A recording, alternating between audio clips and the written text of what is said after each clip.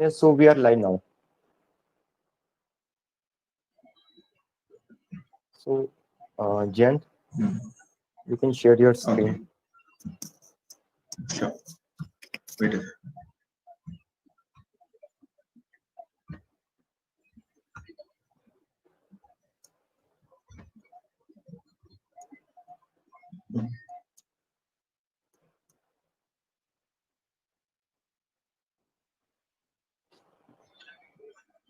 So, uh, is it presentable? Yeah. Okay.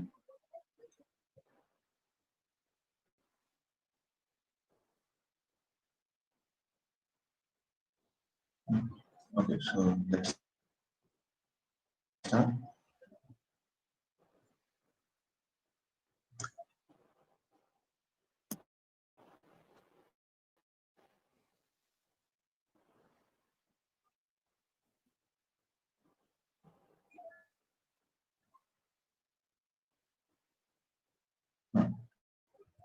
Yes, Sejal and Jen.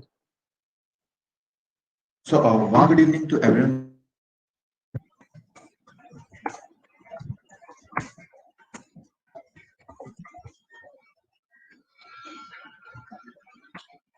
Okay, so in today's presentation, we will be discussing about like what is the GTBIT and DSC team, their team discussion, their speakers discussion, and today in this session we have four speakers: Shivaya, Raghav, Mr. Bedi, and Shreya Bhel. In accordance, also our ex-lead, Akanksha Vasim.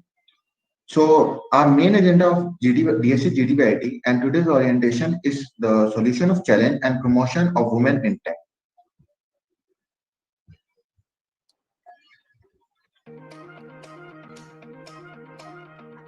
Hi, I'm Erica.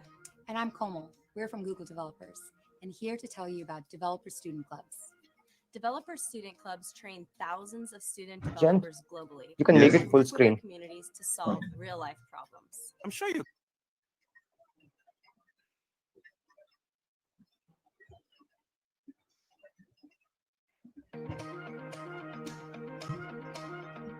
Hi, I'm Erica. Hi, I'm Erica. And I'm Komal.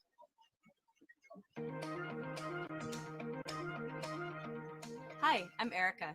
And I'm Komal. We're from Google Developers and here to tell you about developer student clubs. Developer student clubs train thousands of student developers globally and work with their communities to solve real-life problems. I'm sure you're curious how it works. Google selects amazing students from across the globe once a year to be a developer student club lead and start a club on their campus. These clubs host workshops to help students learn about Google technologies. And they work with local businesses, startup NGOs, even their universities to build real solutions for real problems. These leads believe knowledge is power and that technology can do extraordinary things for the world. They take on the responsibility to help students learn and empower these students to solve real problems around them.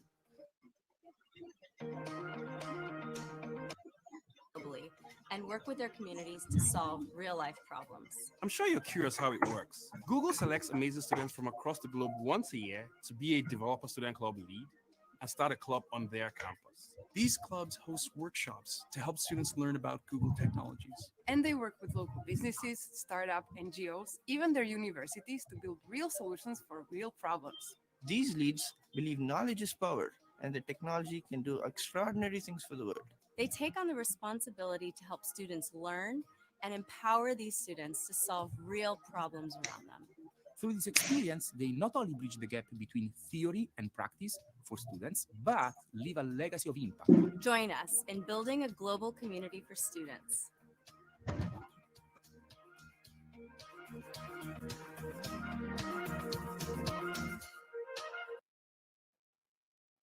So I hope you have got a little about knowledge of what is DSC and what DSC GTBIT aims. So So, now, yes, now I'd like to introduce our developer student club lead, Raghav Dhingra. Raghav Dhingra Hi. is a software developer at Dark Horse, an American sports startup. He is also an active open source contributor and has won many competitions, including Microsoft Hackathon, NASA Space App Challenge, and Solve for Bharat by Pan IIT. He is also a Google coding finalist. Raghav, sir, we'd like you to take on further. Yeah. So hey all, I'm Raghav Dhingra, the current Google DSC lead at the campus. So basically, I want to discuss about what DSC is. So basically, Developer Student Club are the university-based community groups for students interested in Google developer technologies. So I have written some points so you all can see that. So basically, students from all undergraduate or a graduate program with an interest in growing as a developer are welcome here in the DSC. So by joining a DSC, so a student grow their technology in a peer-to-peer learning environment and build solution for local businesses and their communities. So basically, we have the solution challenge on which you have to work. We have a real life problem, so you have to work on that and just make connection, learn it, and grow yourself in your professional career. Yeah. So the next point is what our mission. So basically, our DSC main focus is on helping students bridge the gap between the theory and the practice. So basically, the primary target of this community will be provide training to this college student who faces difficulty to convert their academic knowledge to build something in real life. We will be guiding such students by organizing workshops, meetups, coding challenges, hackathons, and training sessions. So basically, DSC have a tagline: connect, grow, and learn. So basically, we have an overall platform where you can connect with other students, build up a team, and work on real life problems. So why should you join a DSC? So we have number of things, number of point to encourage you to join us. So we have experts from which you can learn new and latest skills. We have companions same as an expert, but which will help you in making those things. We have mentor to support your learning journey, which will help you in building things if you are finding any problem. So we are here to help you. We got a big team. We have really huge team. So you can really connect with each other, make connection, build your career, and yeah, build the real time project. And yeah, this is just a platform in which you can share your ideas, you can discuss it, and a lot, and still it's uncountable. So, so basically, you can join. All of you have joined DSC. So, who has not joined the DSC yet? You can just ping me up, or you can ping Kushdeep after this. So here is my social profile. You can visit it, connect through it, and yeah, no. If you want to know more about me, so you can just go to my portfolio. Mentioned the link here. Thank you, Raghav, for explaining us about DSC GTBIT. So let us introduce you to the core team members of our DSC. So you have met Raghav. He's our lead at DSC GTBIT. And now we will introduce you to the leads of our different kinds of teams we have in our DSC. So firstly, we will introduce you to the web dev team. So in the web dev team, I would like to introduce you to Sachin Negi. He's a full stack developer, a web lead at DSC GTIT, and had done 3 internships. He's also a part of Girl Script Faridabad and the Hackathon enthusiast. Now, I'd like to introduce you to Anu Kamal. She's a MERN stack developer and is the web lead of DSC GTBIT. She's a part of Women Who Code Delhi team, a GDG member, and a head of marketing at Girls Script Faridabad chapter, which educates people in tech and spreads awareness about opportunities in tier 2 and tier 3 colleges. So here are our web dev team mentors, Ashima Bazar, Manvinder Singh, and Shushmita Pal.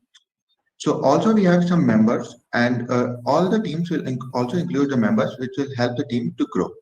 So now coming forward to the app development team. So our app development team lead is Jagrit Kharbanda. So he's the app development co-lead, and then we have Pratham Khurana as well, who's the Android developer. um, in Kotlin. He has done an internship from APG across the globe and currently is working with Precisely as an Android developer and and he's also an open source enthusiast. He has secured second position in Coding Blocks Open Source Competition BOSS 2020. Now, moving forward to the machine learning team.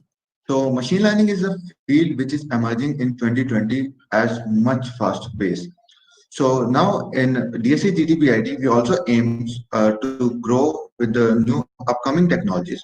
So in the machine learning team, Shahdeep Oberoi is the lead. So he's also the core member of Hello World GTBIT and currently the lead of Girl Script Faridabad. He loves teaching programming and promoting the technologies. He also have a YouTube channel. You must subscribe to him. So he's currently preparing for SD roles at some bigger companies. Now I'd like to introduce you to the game development team. We have Avalraj Singh. He's the game development lead. He's a gamer and a game developer. He has developed AR applications and games as a developer for numerous organizations and has been currently working on multiplayer games as Code Trust games. So other co-lead is Pulkit Mita. He is DSC co-lead and game development lead at DSC GTBIT. He is an immersive tech developer who has won more than 15 hackathons. He is currently doing an internship at Dark Horse and previously interned as Hummingo's and Pitch AI. We'd now like to introduce you to the cybersecurity team. We have Pranav Sharma, a final year student of IT. He's a cybersecurity enthusiast and a casual Android app developer. He's currently pursuing training for his CES certification. Also, he's an active CTS there and is trying hard day and night to get his first bounty. The other lead is Nanak Singh Khurana from third year in GTBIT. He is a cybersecurity analyst and has contributed to Metaphor, the metadata analysis tool for Gurugram Police. He also made a Twitter account analysis using Python scripts and also in cyber finances, 5-layer hashing and encoding algorithms for password securities.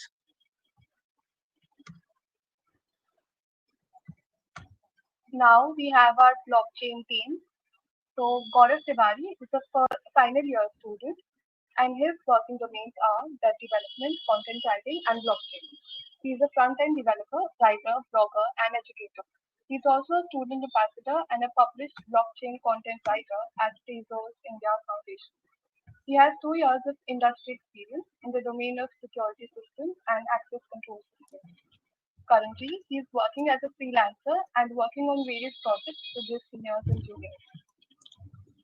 So now moving forward to competitive coding team. So everyone wants a job in bigger teams and bigger companies like Facebook, Amazon, and Google. So going to these companies, we must have a strong base of DSN algorithm. So here is Asta Basin. She is a co-lead of DSC GTBIT. She is a competitive coder and the lead of competitive department in DSC. Also, she takes part in various competitive events. She loves to contribute to the community and actively participates in community building events. We now have the management team. Ashita Bajaj is a third year student, a CSE student. She was a content writer in DSE from 2019 to 20, and now she's been promoted to the management head. She's also a member of the web development team. Another lead of our management team is Khushdeep Walia. So he has also organized this orientation of today's program.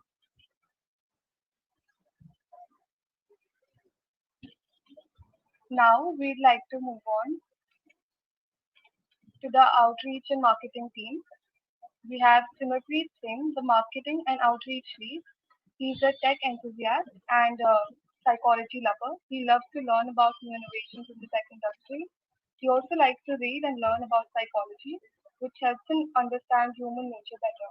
He's currently doing open source contributions in Hacking Code's contributor pack, Student Coding.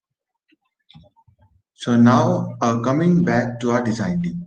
So Gaurav Taneja, he's the design lead for DSC and the society mentor for Hello World and has knowledge for technologies such as Adobe Photoshop, Illustrator, XD, and also has a good hand in web development. He is currently doing an internship in graphic designing for DG Grow Hub.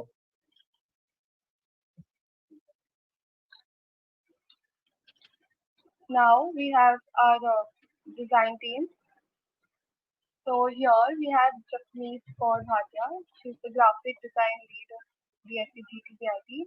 She's a designer at Inspire Talks, ML Mentor at DSC GTBIT, and an ML intern at the Spark Foundation, among other things.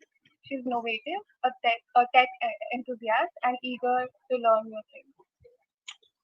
Our last lead at design team is Japneet Singh. He is also very good in designing team. And also, I would like to give a thanks to the designing team to design this beautiful presentation for our DSC orientation.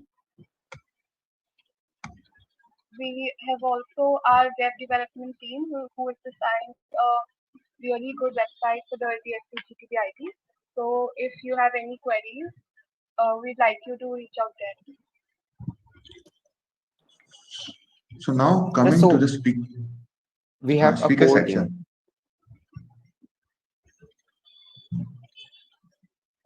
Basically, I would like to introduce Asta Bhasin and Pulkit Midha, who are the co-lead of the DSC GTBIT. So they both are most innovative person I have ever known, and also Khushdeep Singh Walia and Simarpreet Singh as the management and the marketing leads respectively. So Khushdeep Singh is all awesome in management and managing all the events. So this event is also managed by the Khushdeep Singh Walia. Uh, so hey Khushdeep, yeah. Uh, so there is one more core member who is guiding us, who is mentoring us. So how can we go through all the members and like so she is the ex-leader of the DSC from the year 2019 and 2020, Akansha Bhasin. So now let's go to the speaker session.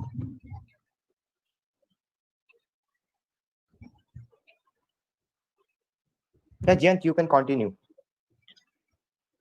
Okay, so for the speaker section, we would firstly like to introduce the ex-lead of DSC GDBIT, Kangsha Basi.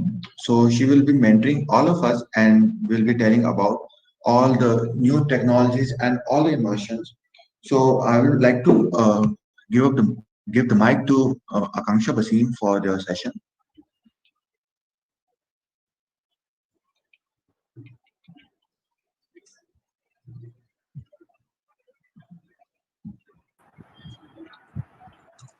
Maybe Akansha has not joined yet. So maybe there is some network issue. So going forward, uh, so let's call Shivai Lamba for the session. Yeah, hello everyone, and first of all, thank you to Raghav and the entire DAC team for inviting me over for this talk. So I'll also share my screen if that's fine, Zayant. Oh, I guess Akansha is joined, so we can have Akansha if you want. We can have her take her session. Raghav. Yeah, sure. We can have Akansha.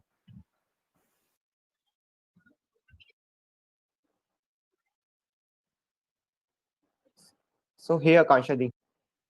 So she is our ex-lead and done a lot of work and really an awesome work actually in year 2019 and 2020 last year. So I would like to thanks Akansha Di and would like to uh, like call Akansha Di for this session.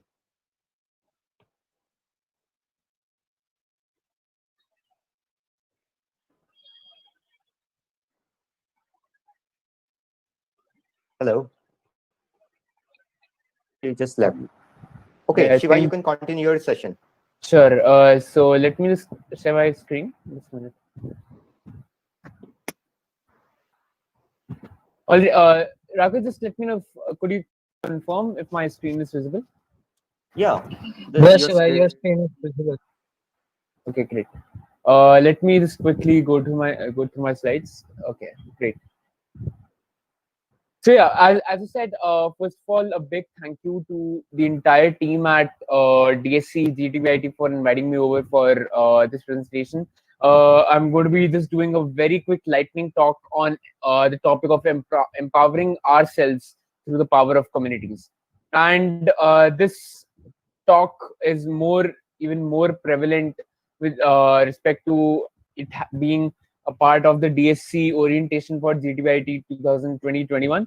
And again, a very big thanks to the entire team. I'm really excited for GTBIT for having such amazing people this time around. And this is how you, as the entire team, will be helping the developers at GTBIT grow through the power of collaborative development as well. Just to give a brief introduction about myself, I'm Shivai. I'm currently a Google Son of Code mentor with the Jenkins and the CNC Foundation. Previously, I've also mentored in Google Coding with TensorFlow. I'm also currently a community member for the Google TensorFlow.js SIG committee, and I'm a Linux Open Source Summit scholarship recipient, and currently heading METV as the head of product. And the first thing that I just wanted to talk about was what exactly do we mean by a community, right? So a community is a collaboration of multiple people coming together and collaborating on ideas, collaborating on um, helping each other learn new technologies or learn new skills, helping each other rise in case someone falters. So community in itself is not just limited to the developer community that we have, because even in DSC you will be having events that are particularly towards development. There might be some events that might be towards graphic design. So the entire idea of a community is for the uplifted of the entire community, and ensuring that all the different members which are part of that community are growing and helping out each other. And that is why becoming a part of community is very important. A lot of time what people think is that they join college and there's this thing that they'll be spending the rest of their entire college time in doing competitive programming and not being part of any other communities, because they think that joining all of these different clubs, all of these different communities is just a waste of time. But to be honest, the amount of growth that you can see in yourself if you properly utilize your time by being part of these communities is unparalleled, because you get to learn and you get to know about a lot of different things that you cannot learn if you're just programming alone, sitting in your home and doing programming all the time. Uh, in case you join a community, the first thing that you get exposed to is a set of really good developers or a set of really good people, and people with the similar kind of mindset that can help each other grow.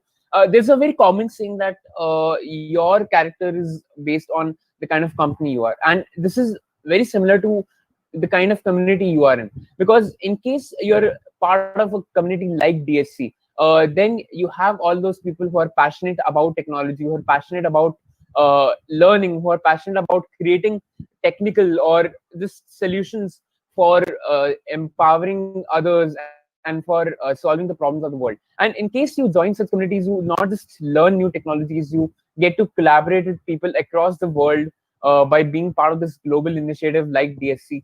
You get to learn new ideas, you get to learn about new upcoming events, conferences, and that is something that you cannot do while you might be alone. Or even if you get to know, that cannot be definitely more than 50% of all the different kind of opportunities that you can create for yourself by being part of these communities.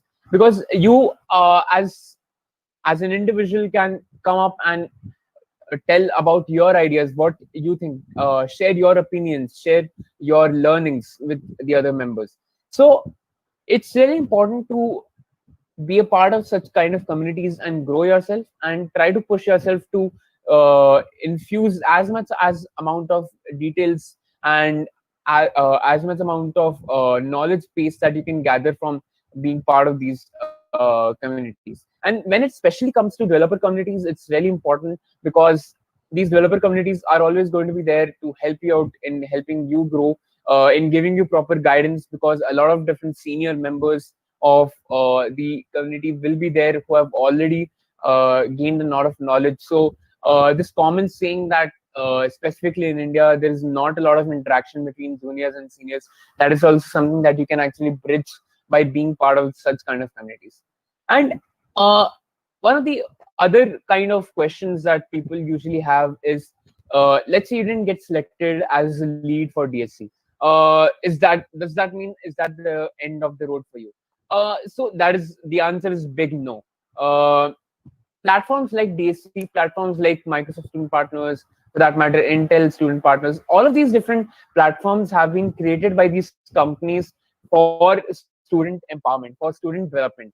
And their main motive is just for students to come together, collaborate with each other, and make great projects, make an impact in the developer community. But you don't need to be a part of such kind of um, developer communities or such kind of clubs.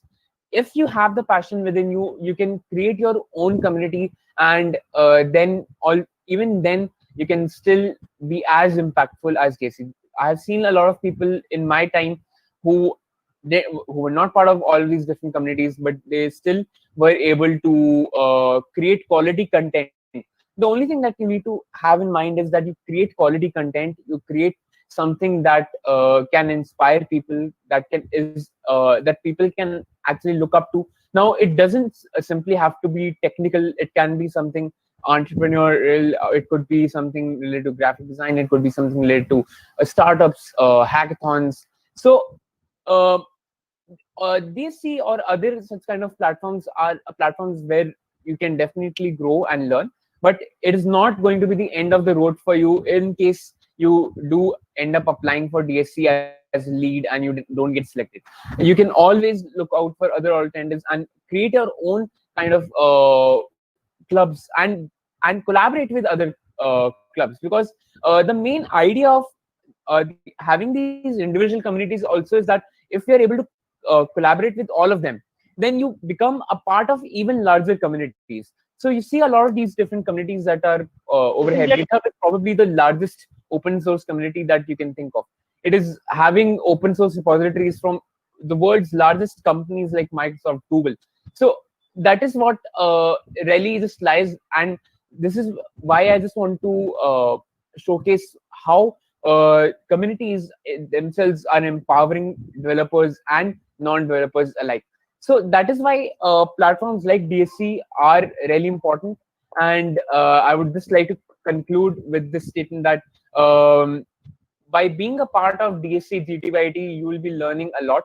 Again, more of the great things about what you can expect will be coming up in the latest speaker sessions. But this is me, Shwai, signing off. Again, if you want to connect with me, you can reach out to me on Twitter @howdevelop, and you can always search to me, and you can connect with me on LinkedIn on @shwai Again, thank you very much for listening to me, and I hope you'll enjoy the rest of the orientation. Thank you. Thank you, Shivai Lamba, for giving us and sharing your precious information with us and giving us the time. So all of you must have got some information and all the good things about like how you can grow together as a team, not as an individual, but as a team. So now I would like to introduce you to Akanksha Basin so she's our ex-lead at DSC GTBIT. So she has done a great job at DSC last year.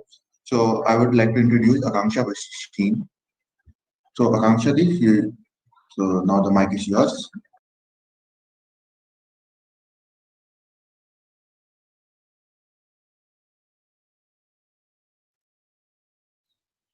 Yeah, am I audible? Yes, you Yeah, are. you are. Okay. Yeah, just let me know if my screen is visible to everyone. Yeah, it's visible. Okay. So, good evening, everyone. I am Akanksha Basin. I'm the former DSC lead at Guru Tegh Bahadur Institute of Technology. I'm a web and UI developer. I've been involved for around DSC for about 2 years, and it has been a really nice journey. And currently, I'm the founder of Women in Voice India. I've given around 20 plus sessions and I've mentored students at Google Coding as well. Yeah, so today we will be going to talking about how we can scale up these developer student communities. So what's our goal? Our goal is to create impact students and empower them to impact their communities through technology. We must have heard that people complaining that we are from tier 3 college, we don't have enough opportunities, but these communities can play a really major impact in growing you. So scaling up. Whether you are building, whether you are a leader or a team member, everyone plays an important part in community building. First one is have trust on yourself. Believe in yourself. You are the chosen ones.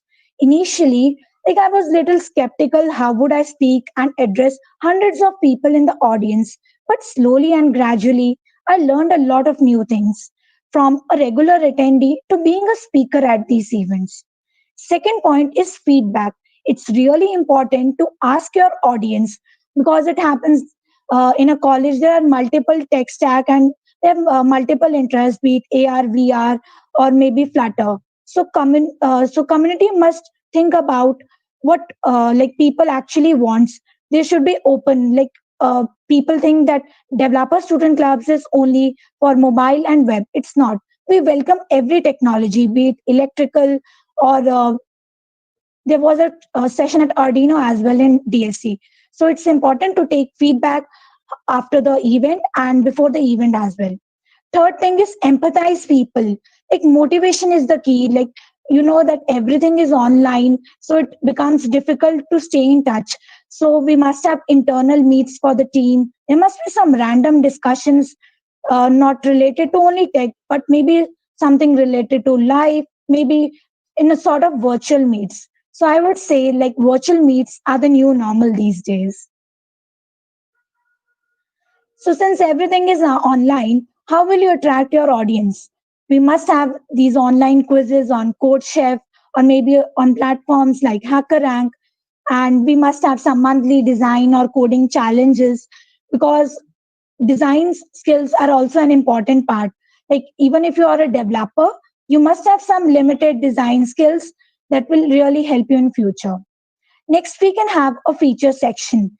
We can like say people tell people to make some project, and out of these 10 to 12 projects we can select one person. They can form a 2-minute video and they can tell more about their project. So we can have these monthly features.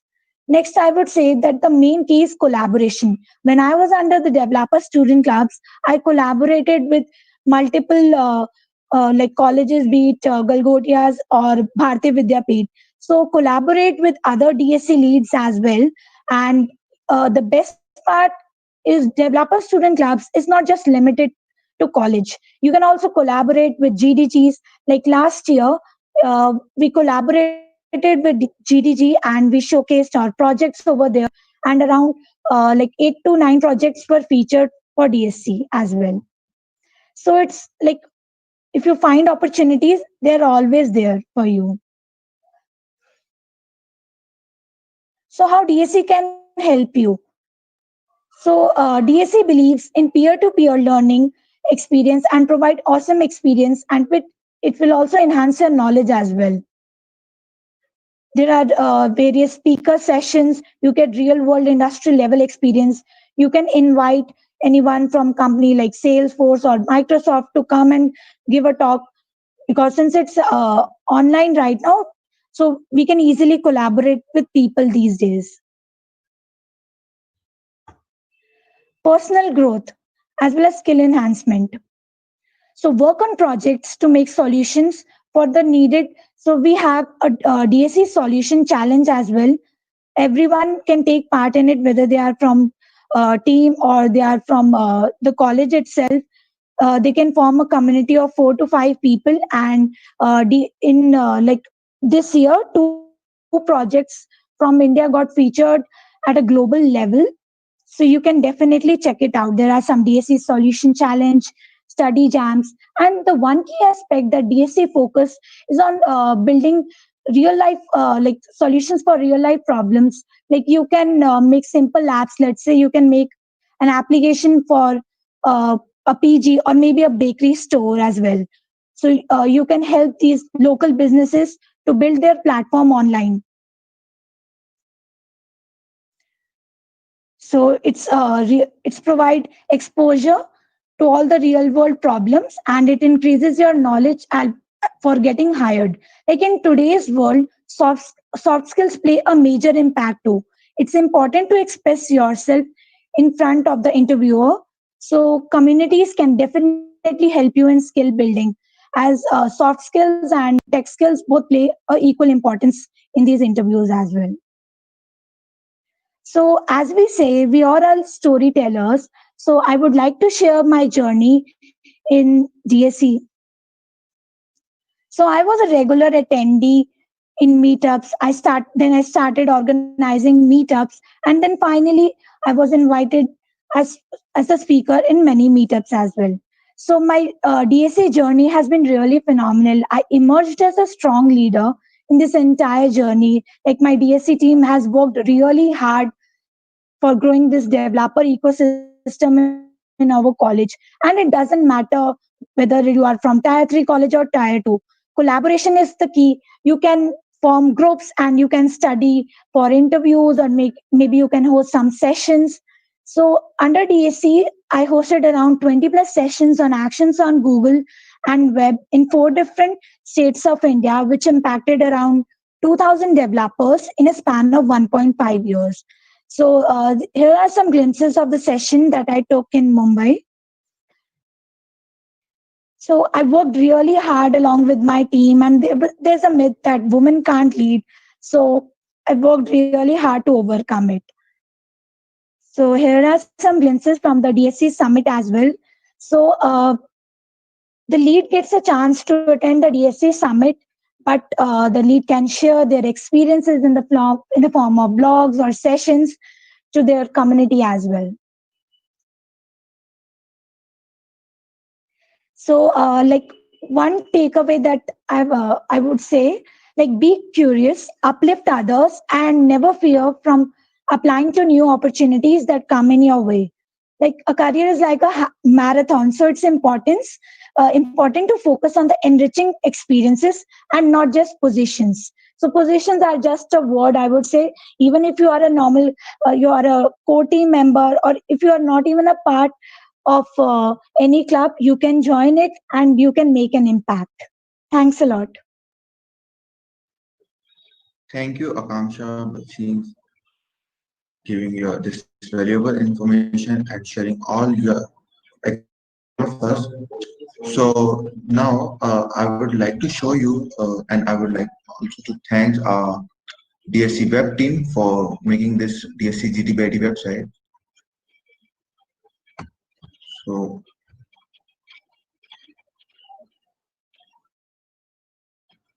can everyone see my screen? So I would like to thank our DSC web team for developing this awesome site for DSC GTBIT. And also, if anyone has any query or related doubts, so they can contact us, contact our member for DSC. And if you also want to join as a member of DSC GTBIT, you can contact the mentor directly. Now, I would like to hand up the mic to for the Q&A session.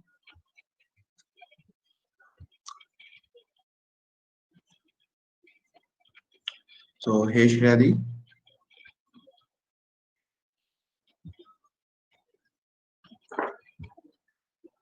uh,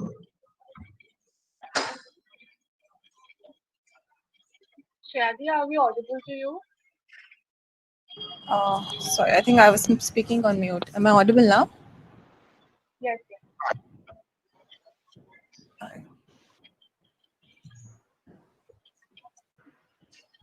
so Shriyadi, since some students have doubts in this coding and much other doubts.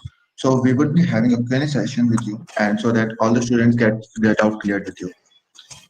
Mhm. Yeah, thanks everyone. Thanks for having me in today.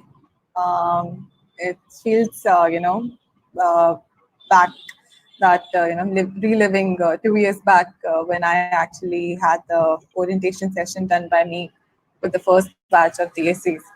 And, having that coming every year with new leads, I think that's very heartwarming. So thanks for having me in.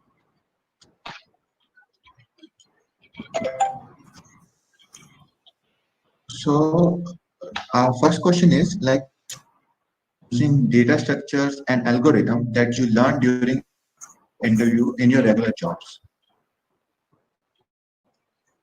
Okay. So most of the things I think when we actually see data structures, okay, so how we see it while interviewing for any jobs, say, how we do is that we're giving a sort of problem statement and we use data structures and then sort just simply have to write logic to it, and that's how we use it. So if I talk how it is being utilized in companies and organizations, is that you don't actually get those questions straight away. You won't be given a question that this is if you have a question on trees and you really need to do a binary search or something like that, or you have to do a tree traversal. So it's nothing like that that actually comes into picture. But it's more of like how when you develop something, because in the organizations ultimately you will be using this power of data structures to actually build a solution, and how these things resonate, because since you know that for this particular question this is the logic that you used, so that is how it gets implemented in your organization. So it won't be direct as you think that you'll be given like do this or that, solve a particular problem. But then when you're used to doing those questions, right, any of the platforms, the HackerRank, HackerEarth, InterviewBit, any of the coding competition platforms that you take.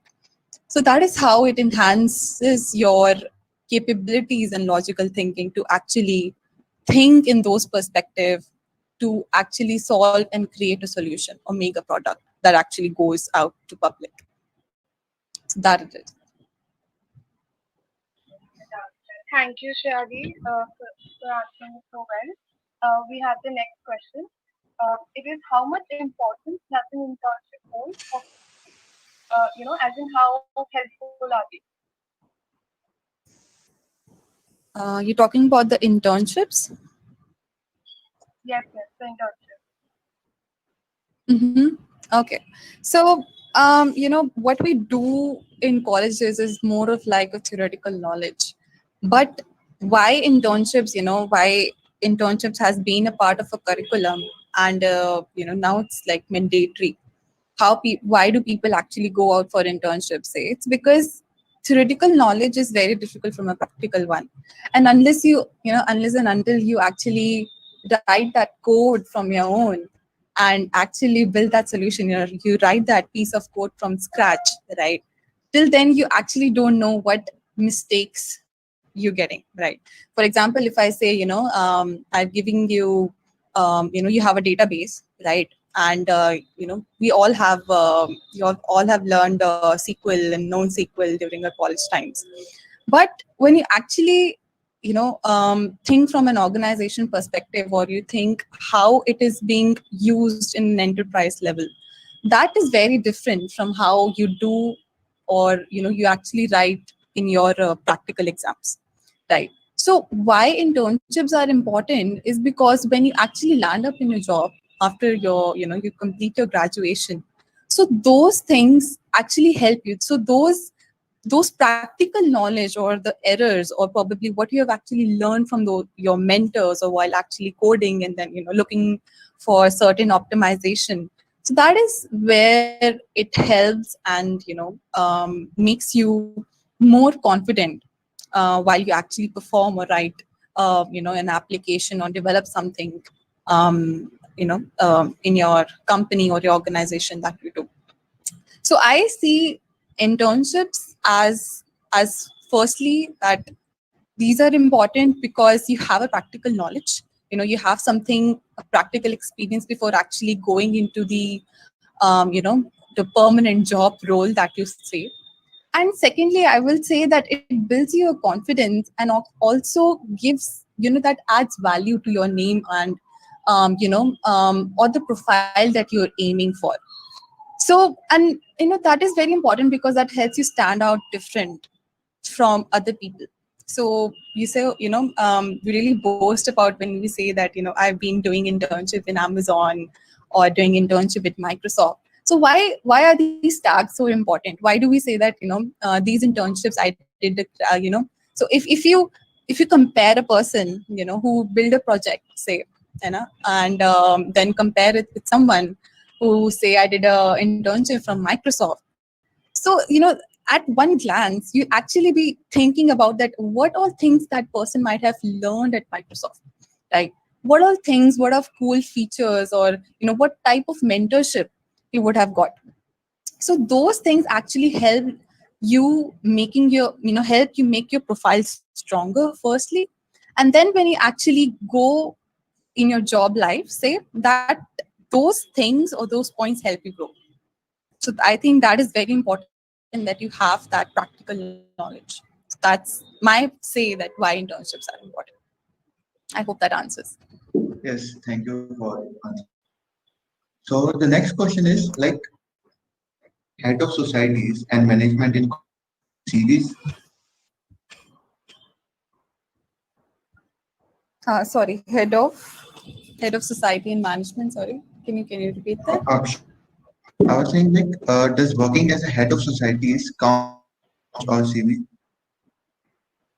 CV? Okay. I think this has been a question asked many of times to me that since we are from a technical background and we want to ultimately get into the development profiles, so being associated with societies and heading that, having that management kind of a role, doing something extra, would that really be helpful or not?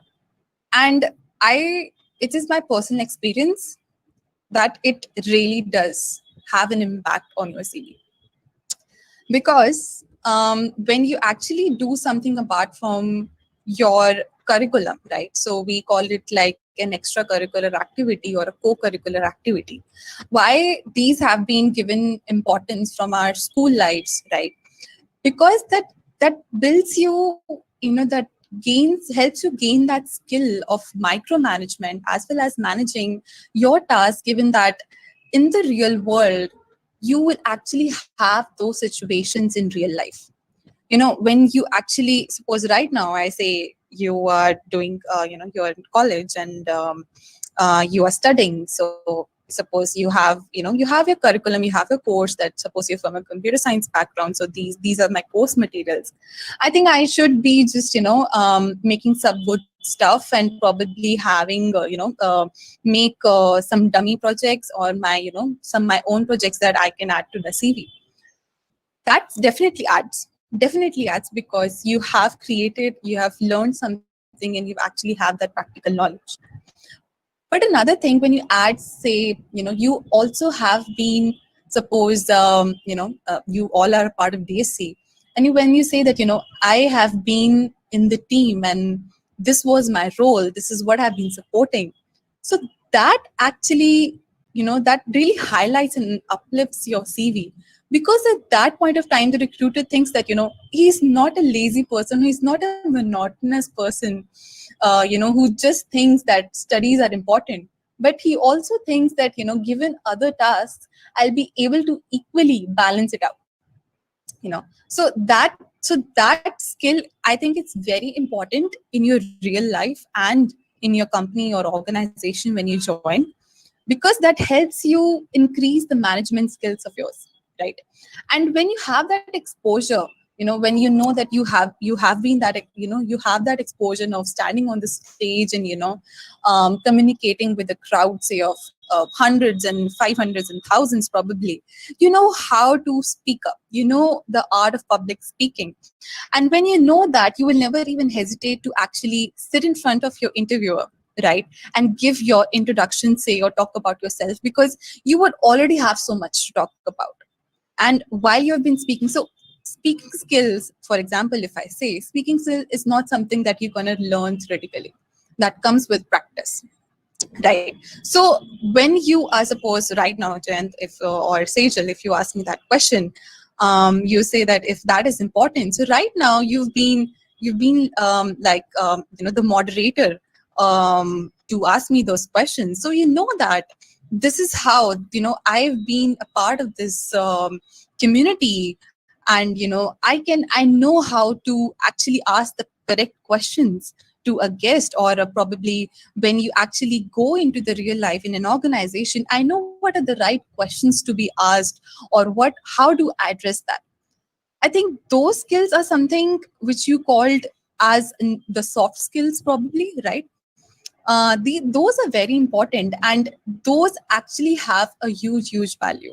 So I know that a lot of people know that I have amazing data structures and algorithm knowledge. You give me any question and I'm gonna cracking at the brink of an eye, right? But when you're trying to explain it, you fumble a little. That happens most of times, that I know it happens that I know how to do it. I know I've written the code perfectly, but when it comes to explaining something, you don't know, you don't have those right words, right? I'm sure that that would have happened to you, or maybe in Vivas, or I don't know. But just this is an example that has I have seen while taking interviews. I know that person is very diligent and he has the right skills, but he's not able to express. So those skills are something, those soft skills are something that has a huge value while you join any company. So I think having such exposures of managing or heading a society definitely counts. So that is my say in it. Yes, rightly said. I think it really increases our exposure, and also we get to learn the art of public speaking, and in that process, we can help others also to upskill and be more confident. So, Correct. Shravi, the next yes, the next question is that how many fields originate from ethical hacking? We'd like to know more about that. How many fields are available for ethical hacking? Is that the question? Yeah, yes. Well, I'm actually not the correct person to actually comment on ethical hacking, because I'm not into that domain, to be honest. But I have done an ethical hacking course during my job. So we had a compulsory. So this is something that my organization provides, wherein you go out for a week. You don't have to do your work, and you learn something different apart from what you do. Suppose, like, if I say that I work on Java, say, and I want to try and learn something different that's very different from what I do. So I chose up I actually picked up a course on ethical hacking in cybersecurity. But there are the fields that I know of is mostly data security, and I mean, that is something I quite resonate and know about, because I have certain of my senior people, I see them which have that particular role.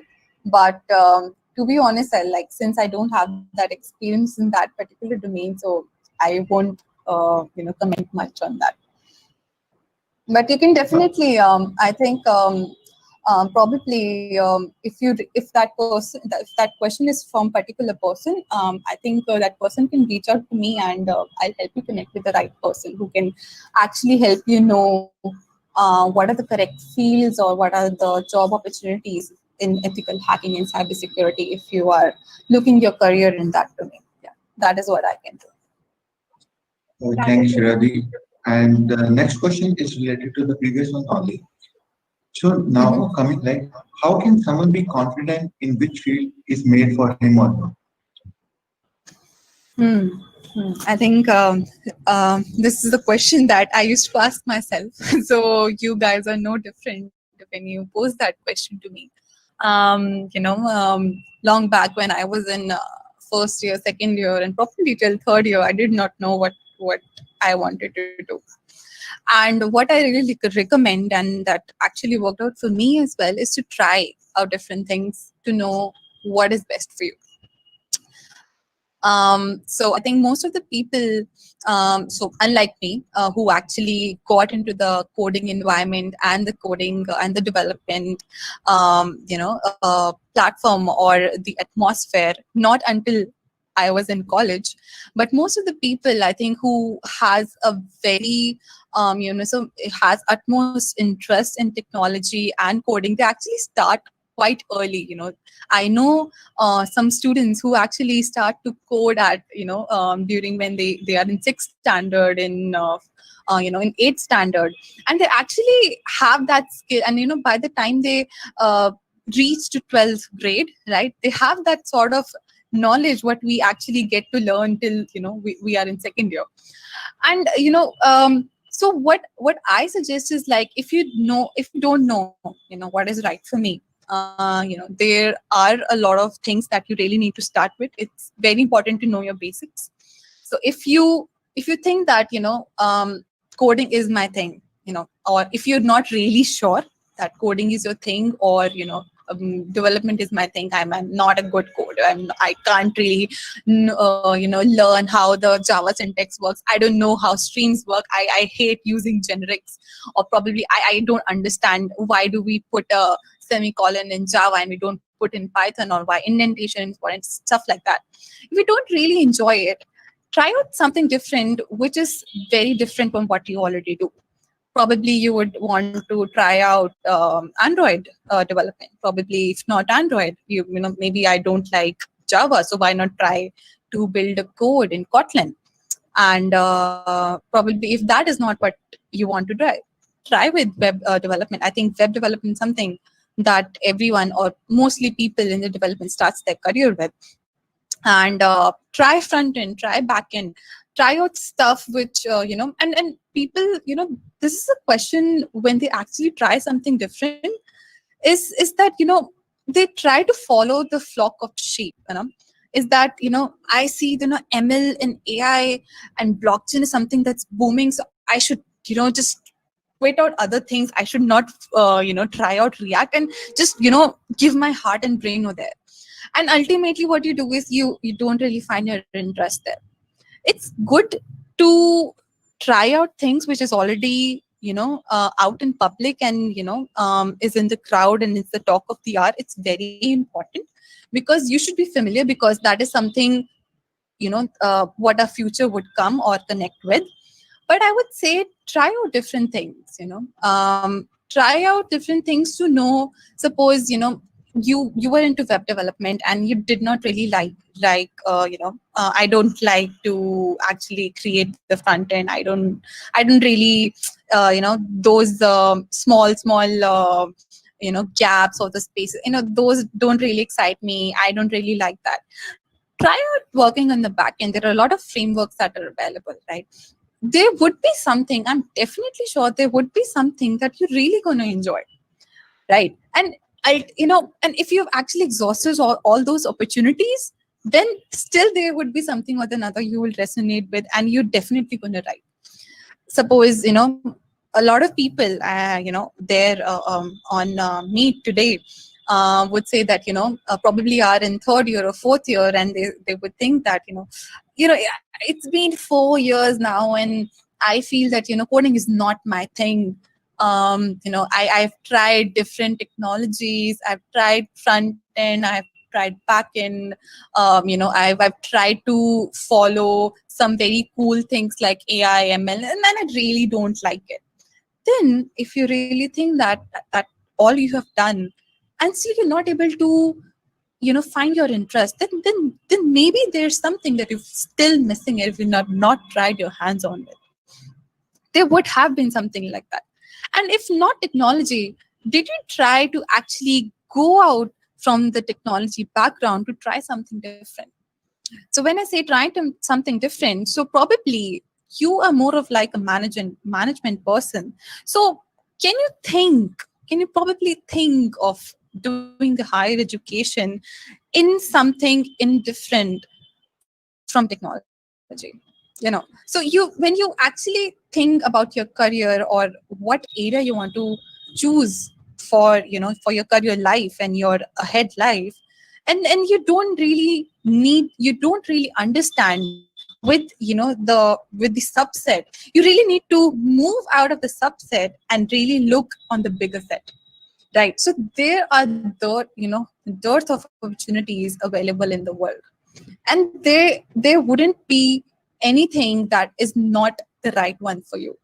It's just that you really need to think broadly when you know that this is not really right for me. You really need to move out of that subset and actually explore opportunities which are available in the bigger set. I think that is something that have really worked out for me, and I'm definitely sure that's going to work out for other people as well. Yes, totally. I think exploring new domains is the way to go, and seeing what interests us and what is not. Now, the follow-up next question is, what's our future aspect? With by staying connected with DSC. You've been a part of DSC, so we'd like to know more about all of that. Yeah, definitely, sure. So I think why I have always loved communities, it's because I love meeting new people and I love connecting with people. I think since we are humans and we are the Homo sapiens, and one of the basic traits of humans is like it's what that we connect with people. And communities like technical communities like DSC, for example, I think that provides you a platform wherein you know what's trending and you actually are able to share that knowledge. And then you don't just remain a part of one smaller community. So for example, right now, I was talking to Raghav, and I just asked him that uh, do we have a social media platform on Twitter? So he said that yeah, we have it, and but we have been what we have posted our orientation and our meter on Google platform, and from therein it would be recognized all over the world. I think I'm going to pick that up, and the very what he actually told, that the world would connect with you. I think that is something what communities like DSC actually provides, and not just DSC, be it any community you're a part of. Why we I am we since we have a DSC orientation right now today, I think for communities at the college level, we don't have much exposure which connects from the college level to the bigger communities, which connects throughout the world, right? So I think DSC is one such platform wherein you being a member of DSC, suppose GTBIT chapter or any other chapter, you don't just remain a part of the GTBIT chapter, but you actually become a part of a bigger community, right? And then when you connect, you actually have a lot of plus points there, right? So I remember when I how DSC actually started. It was very funny story that happened with me, but I think I won't go into that depth.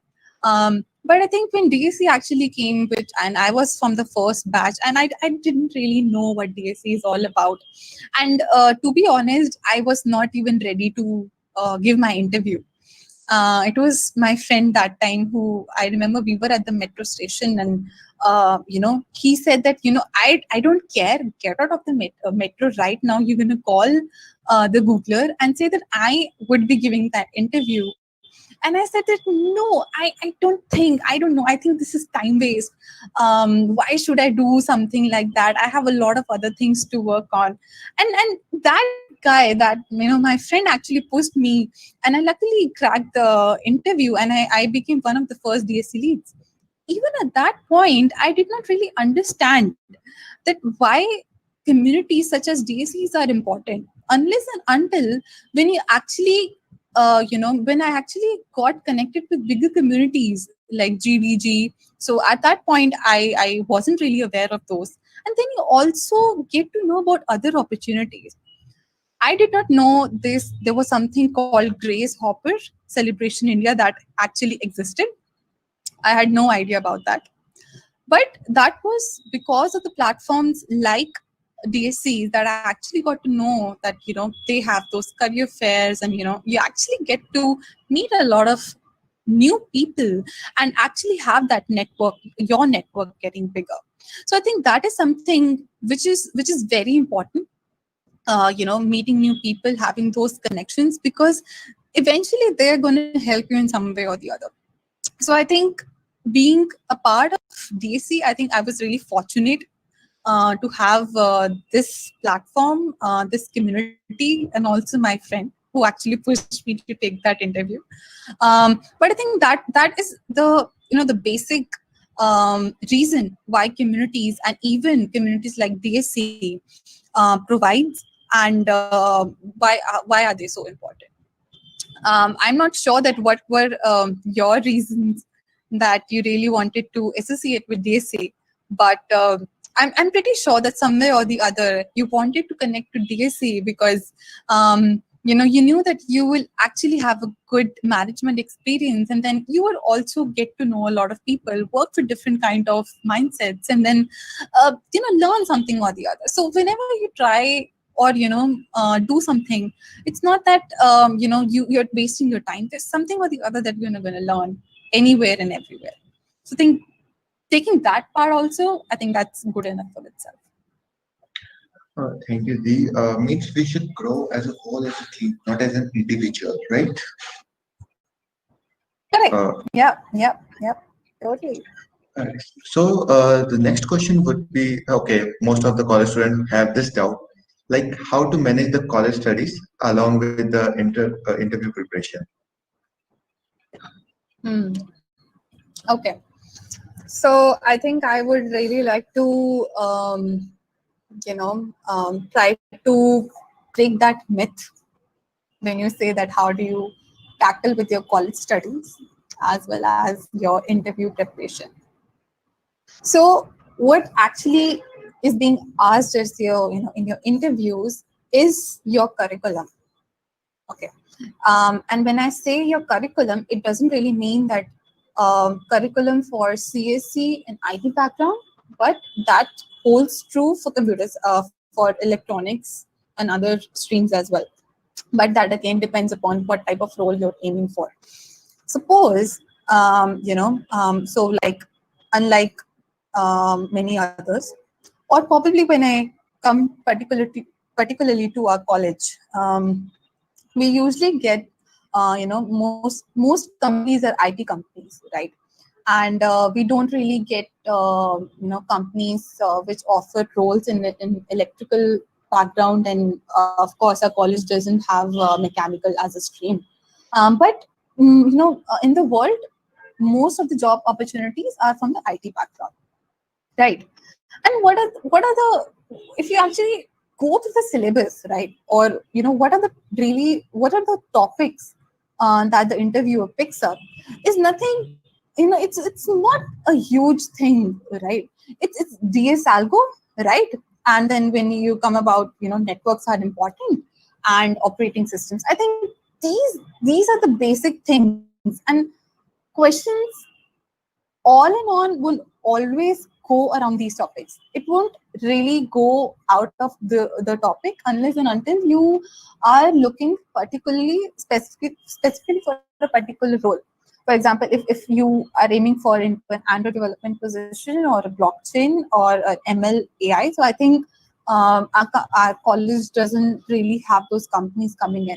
But if you are really interested on those parts, I think your course and your interview preparation becomes a bit different. But the basic idea remains same. We all are being taught, if I talk about the computer science and the IT branch, then we have data structures, we have algorithms, we have computer networks and operating systems as our subjects, right? and the questions actually resonates around those. So right now, I'm not sure who is from which background, from which stream, but if I really pick up a small topic, right? If I say, just, explain me the round robin, algorithm that works in an operating system, right? So I think this is something that is used in a day-to-day work job, right? And that is something that we've already been taught in our curriculum, right? And those are the same set of questions that are going to be posed in your interviews. So I think learning and having a theory plus a practical knowledge, probably a theoretical at the first place, but having that strong foundation that these concepts, they are very important. And I would say that whenever you are trying to read particular topic, for example, if you learn in Java, so we have Java in our computer science as our subject. So when I say Java, I think Java is something that the job opportunities in Java is never going to go away. And the basic idea. So if I just ask you a very simple question, what is the difference between a string builder and a string buffer? I think that is a question that is a very common question that is being asked in interviews, and that's a very and that is something that we've been taught in a curriculum. So I think that phobia or that myth that preparing for interviews, it's very different from a curriculum. It's nothing like that. But when you are trying to go for a bigger brand name, for example, you're trying to crack interview for Amazon or Microsoft, in those specific to particular companies, just go through that. What role are you trying to apply for? And then there are certain barriers, like every company has certain bar set, right? If you are from a tier 3 college, so we all are from tier 3 college, right? And we know that if you really want to actually get placed into a good company, a brand company, then we really need to stand strong and be a little different from rest of our batchmates or our classmates. Because if you would have the same type of knowledge and with the person sitting next to you, then ultimately you would be eligible for getting the same sort of package for a company and the same tag. But if you are willing, you're really keen that yeah, I deserve better, this is not what I want to do with my life, and I want to really crack a good company at the first place, then I think that going for good brands and then prepare accordingly, because I think for those so for those companies, you really need to have a bit more practice for data structures and algorithms. And I think there are plenty of questions that are available on different platforms. I think InterviewBit is one of my favorite platforms. How to get started with that, which has the entire curriculum and everything. But I think if you just even try to do one question per day, right? I think that solves all your problems, right? So I say that how actually I and a lot of people who were preparing in our final year was that we know that we all know this fact that when we are preparing for our midterms and our final term examinations, we don't actually start a preparation a week or 2 weeks before, right? And what do we actually do within the time, the rest of the time that we have? What do we actually do? Can't we take up that time to actually practice those questions and have a strong foundation of the concepts and everything? I think that when you think in that particular domain, you could, if you're in final year, I'm sure that cutting down your Netflix series or a Prime series by 1 or 2, I think that won't make much effect if you actually give that time in to coding platforms or actually practicing out some questions. I think you can actually watch those series later. I know that there are certain very intriguing and interesting series that come up every time, and then we really want to be at the pace to watch those. But I think if you are trying to stand out different from the crowd, then this is something that you have to do. Yes, I think to follow your advice, discipline is the key, and it's like really Mm-hmm. difficult to actually attain that. But once we can actually be disciplined, then there's no looking back. Yeah, and I think discipline is one, but I think we all have cheat days, right? Right. So I'm not saying that you don't actually watch these shows or something like that, but when you know that you're in final year, I think we all become a bit more serious. That we, this is the time that we need to grab the best jobs and the best package and be on the top of that leaderboard list, which is outside this, the our current and placement department room. So we really want to be on that top and have that highest package and the brand name there. I think for that particular time, for I would say for 6 months or 8 months, so I think you can. I think you deserve that, right? You deserve that. You deserve to be on the top, and then just focusing and practicing a bit more and becoming more serious for that time. It's no big deal. Everyone can do that. Yes, totally. So Mm-hmm. Shreyanshi, the next question: what resources do you follow to learn Android development? Hmm. Okay, so yeah, so I think Android development was something I started in third year when I actually became a lead, and I did not had any hands-on knowledge in Android development. So one of the basic, there's nothing better than the documentation itself, right? You, because that's a single source of truth that you have in any technology or any language or any platform, because that is the basic, right? You can't have any better explanation, any better knowledge, any other information than the documentation, right? But if you really want to start, I would say that you have just heard about Android development, and then you really want to give your hands on and really want to get started. I would say if you directly would open the documentation, it would be too much for you. So don't do that. Don't do that. I would say, there are certain courses on Udacity which are very good to get started. I think whenever you actually take up any one tutorial to help you get started with Android, and it can be from anywhere which you feel that you are comfortable with. That should cover the basics of the Android fundamentals.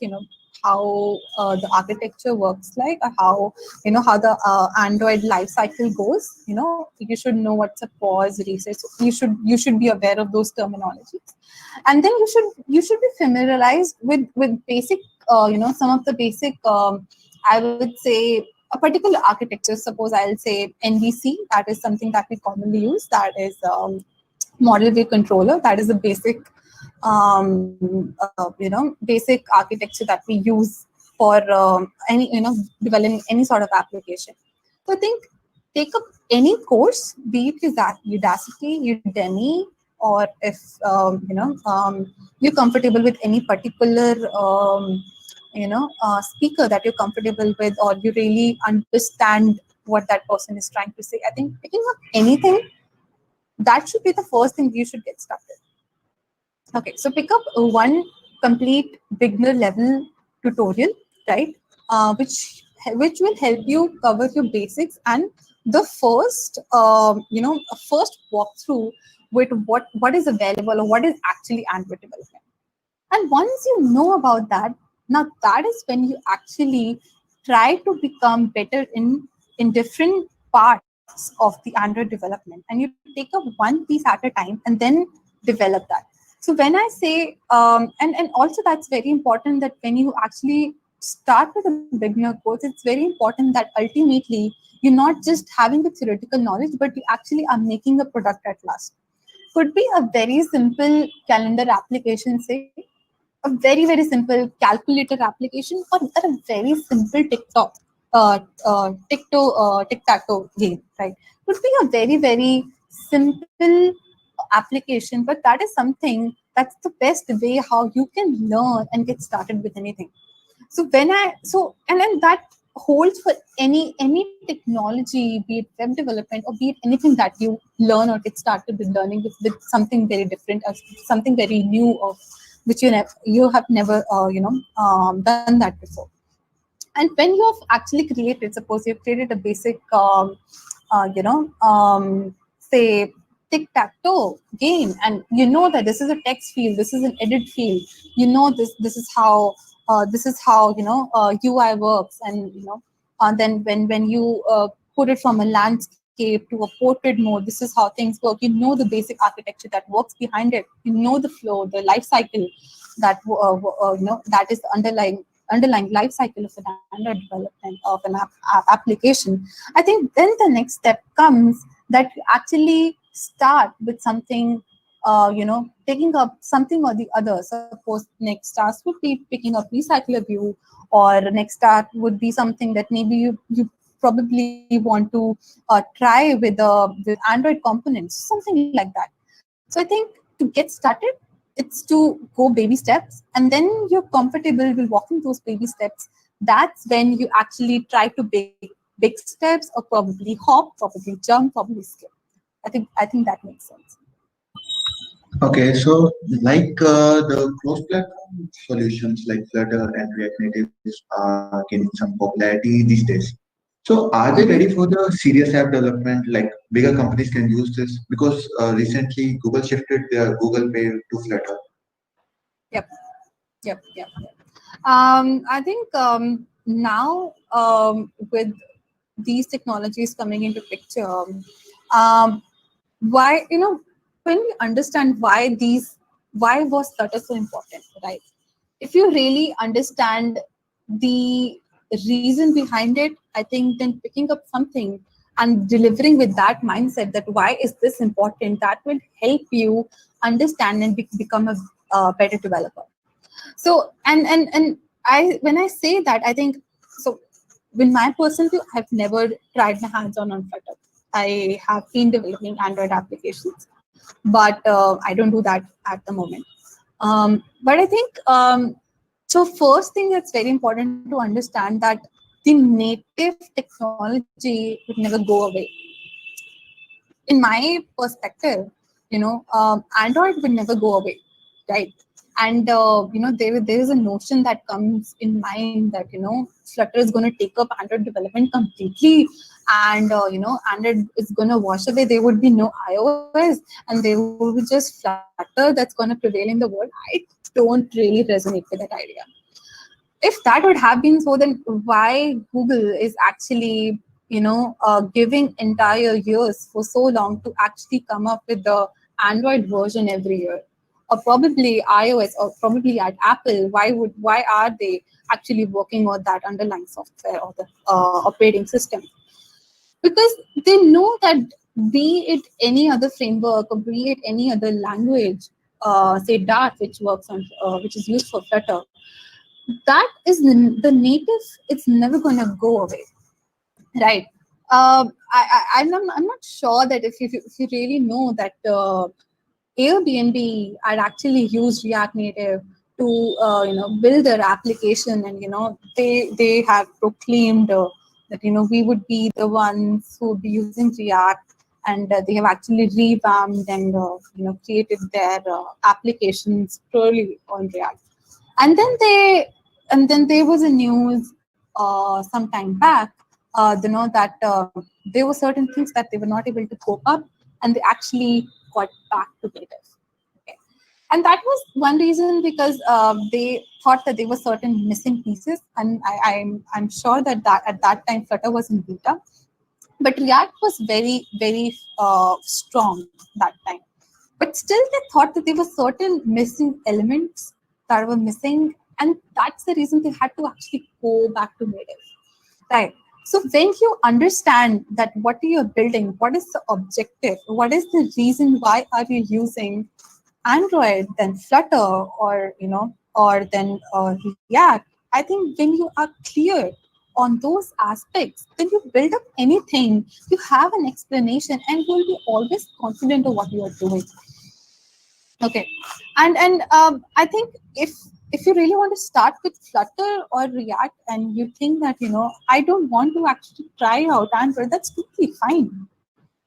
That is your opinion, because then you will be sure that why I want to do Flutter, right? If you are saying me that I want to do Flutter because people are doing it, not because I want to learn something different, then I think you really need to revisit your thought and ask yourself that why Flutter?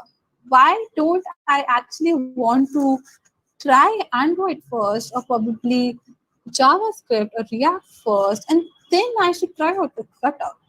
I think if you're clear with those answers, then you try or pick up anything, you'll be pretty much confident.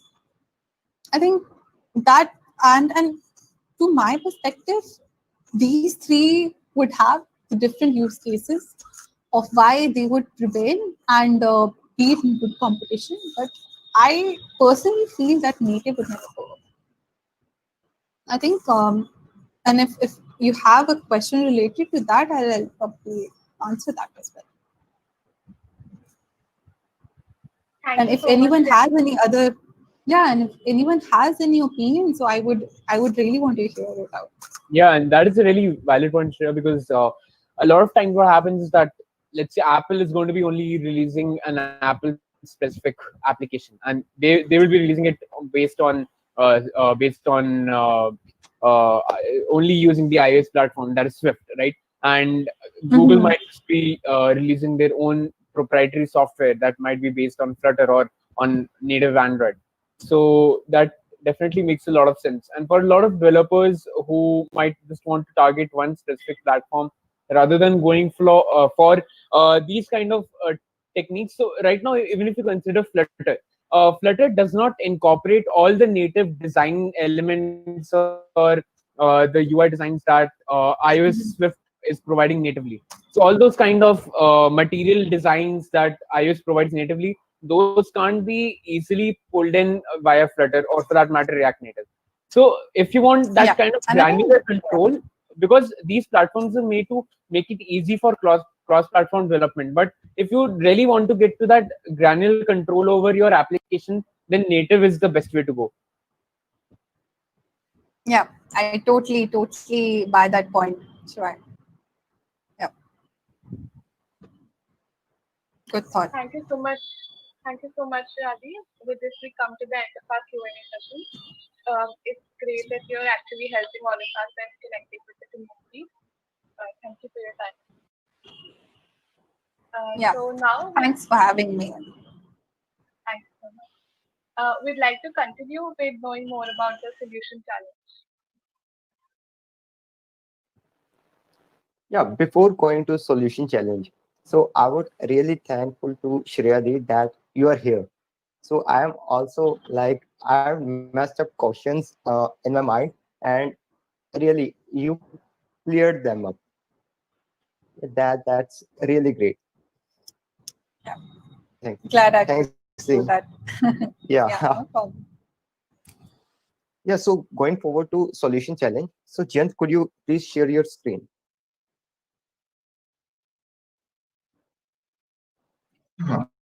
Sure.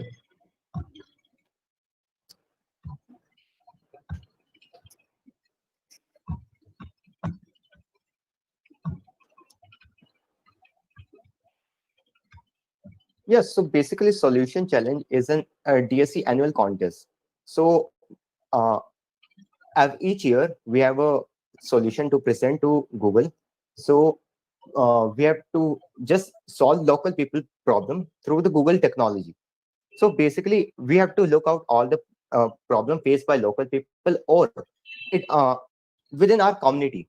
Basically, if you just look around, we have a lot of problems. Just the solution challenge is solving those problems through the technology. So basically, what you will get, so you will be getting the hands-on experience.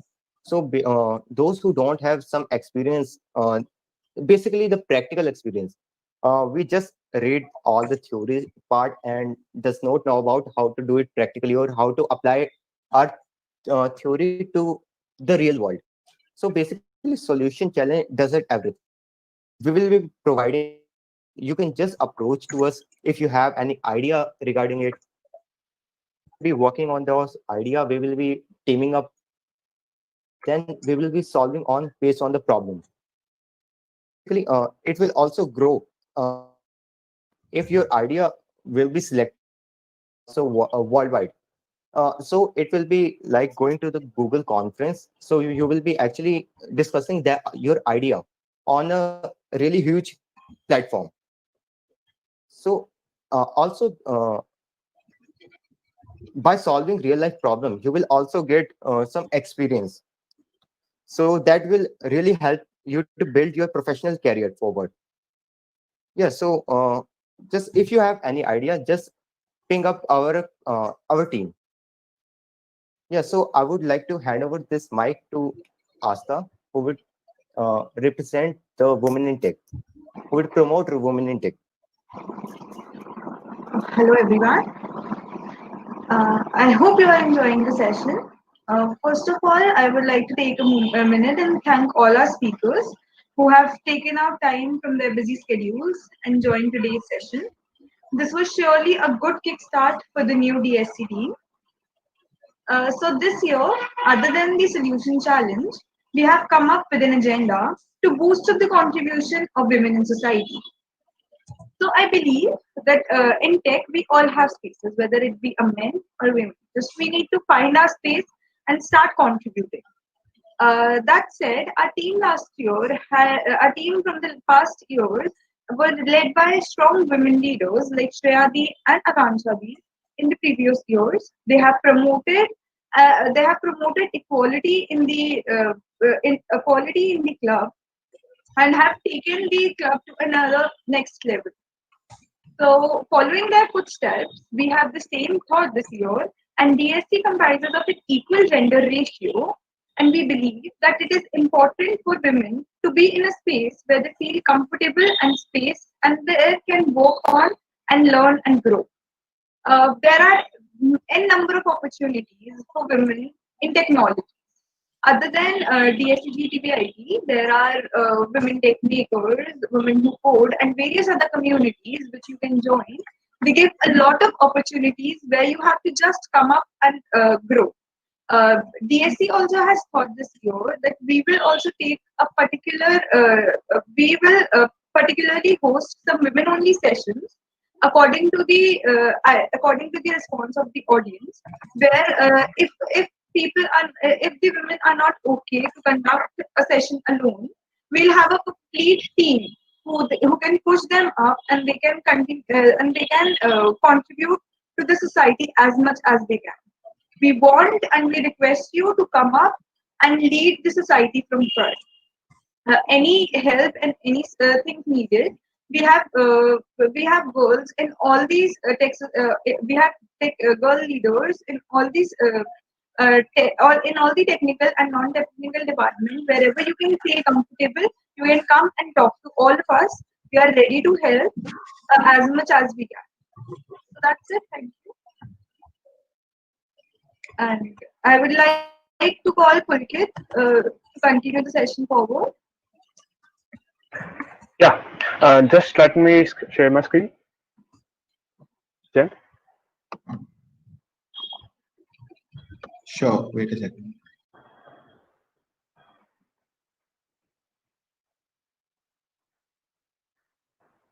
can you see my screen?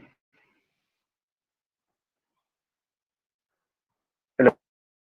Yeah, Pulkit, Yes. it's visible, but can you reshare it? Okay.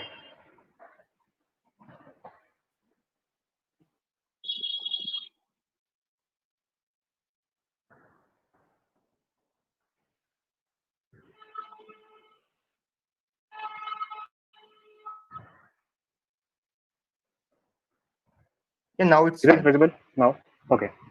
So I will be talking about the Google's Build for Digital India program.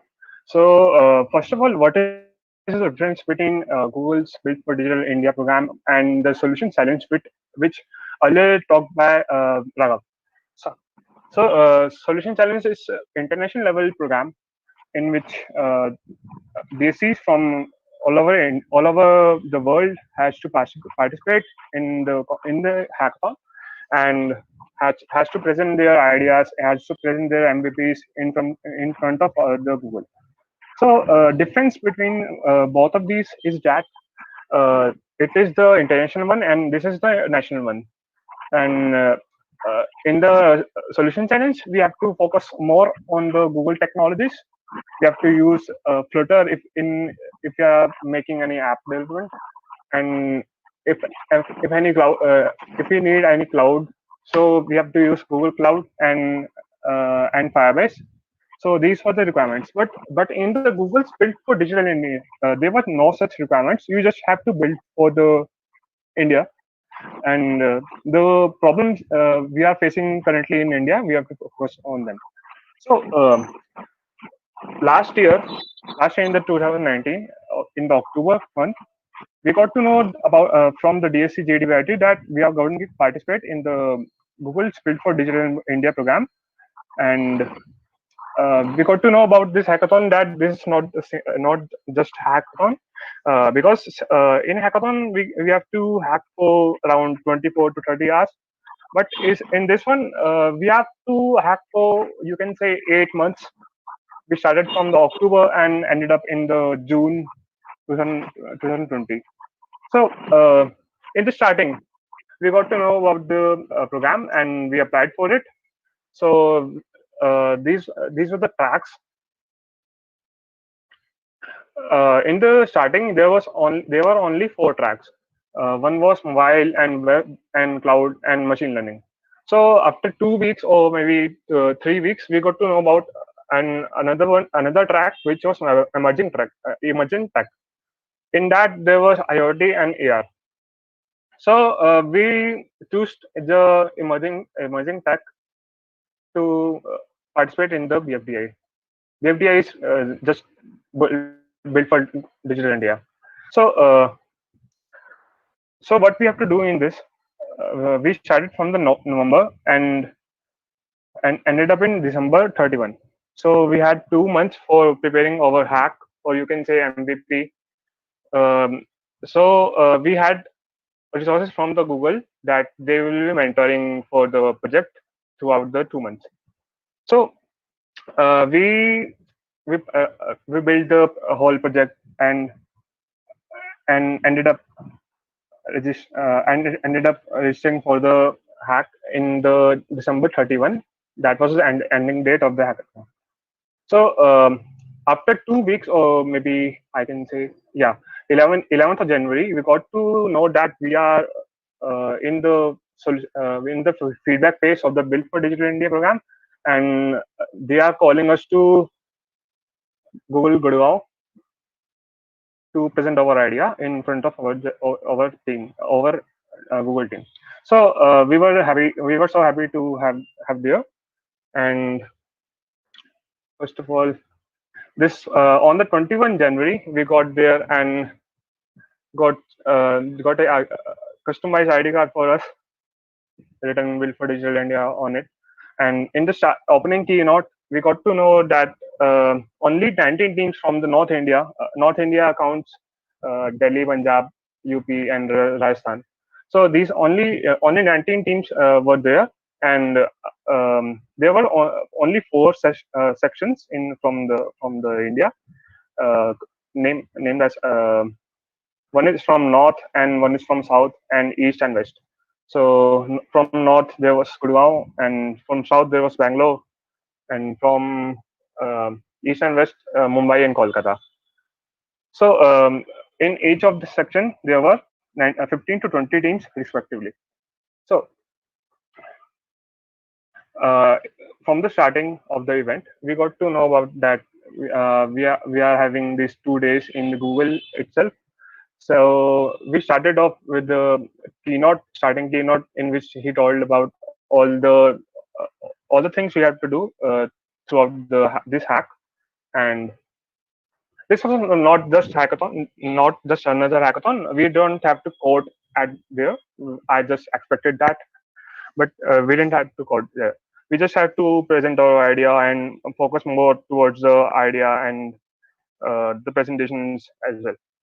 So there were 3 to 4 rounds, sorry, exactly 3 rounds, in which we have to present our idea, one-to-one presentation in front of the Googlers. You can say the Google developer relation teams.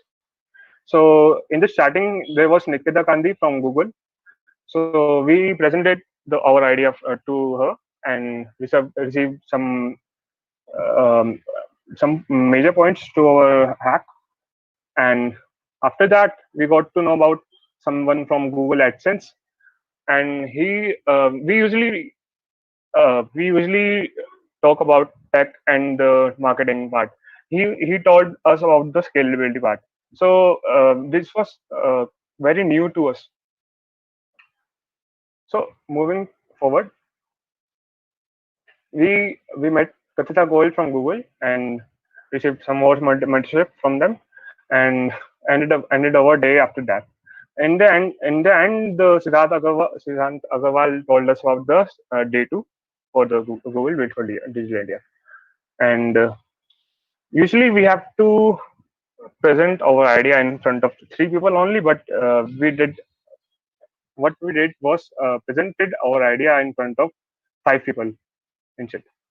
So that was crazy part. So talking about the day two, we had to present our idea in front of everyone. There was another judges from the Google itself, and this was a glimpse from our pitch. And the pitch started from 11 a.m. in the morning, and we had the chance. We had the last chance at around 4 p.m. or maybe 5 p.m. And after that, we just had a good group photograph and some mandatory photo. So this was the only feedback part of the Google Build for Digital India. And after that, we got to know about the result on 25th February, around 1 month ago. So we got to know about that only one team from whole Delhi was there in the top 15 of the Google Build for Digital India program, and that was us. You can see lazy developers here and the DCGTBIT name here. Yeah. So that was quite a proud moment for the whole DSC GTBIT. So after that, we got to know that in the March 17th March, we have to go to Oberoi Hotel, and other teams will be flying to there as well, and we will be having one final round for the BFDI.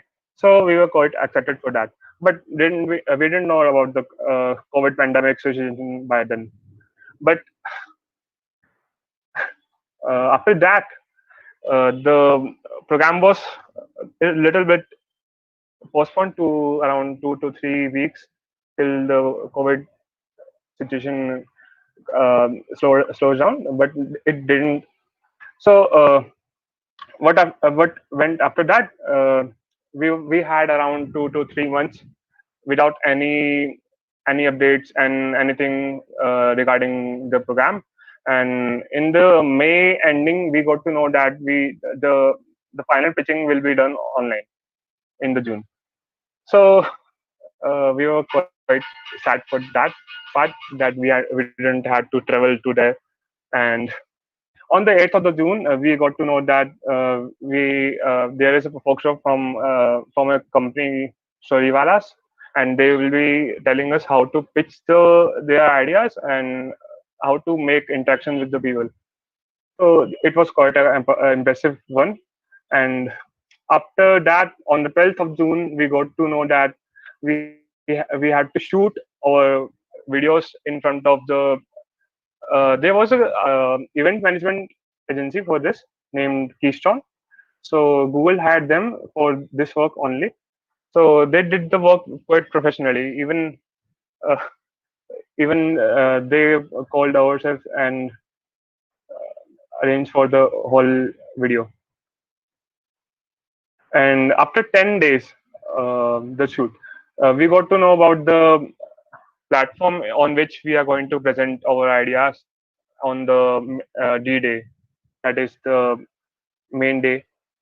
So on 23rd, we got to know that there was a big lineup for the speakers, and all of the speakers are quite qualified, and you can see some of them are from Google itself, and had some of them had masters from foreign universities like Stanford, and some of them from IIT Bombay. So the lineup was quite qualified. So below is the platform in which we had to present our idea. So this was fully customized by Google for this event only. So you can see Shiva here. Shiva was in my team. So by the end, we got to know that we were in top 10 only and didn't get the chance to be in top three. So uh, getting to top 15 was also a big achievement for us. So talking about the swags we got, because all of us love swags. So these are the swags. This was a Google bag, and this was a Google T-shirt, and everyone got this one, but not everyone got this one. This was a USPA T-shirt and Google Chromecast, and this was Google, you can say, pack for the hack for the finalist. So that's all from my side for regarding BFDI, and we will be participating again this year in the 2021, and I will be mentoring as well for DC GTBIT only. So we will take the first prize this year. Thank you. Yeah, thanks, Pankaj. That was really an awesome experience. Like being being one of the top 15 team at Google Build for Digital India.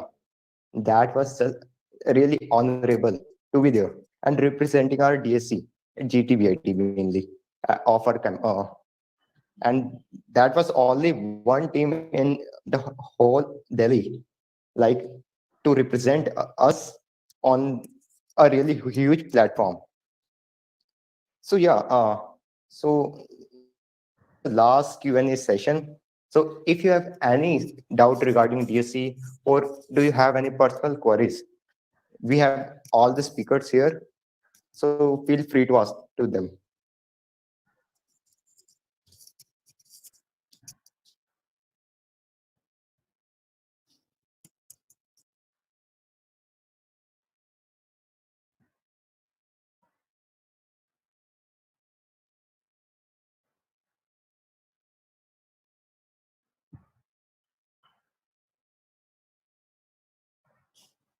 Okay, so if you don't have any query, so we should have a wrapping up session. Um, Hello everyone. Thanks for being a part of the orientation session. I would like to thank Shreyadi, Shivai, and Akanshadi for being here, taking out time for all of us, helping us, mentoring us, and guiding us how to begin this new year. Other than that, I would like to thank the complete team for sparing out time and interacting with each other and giving us start to the new year and the new session of DSC. I would like to thank Raghav and his team for organizing such a wonderful orientation program. Uh, a special thanks to all our speakers and all the team members who have contributed actively to making this event a good place, a good program. As we were planning it to be a huge success, and I think it is. I would like all of us to be bit more interactive and a bit more actively participating in the upcoming events of DSC.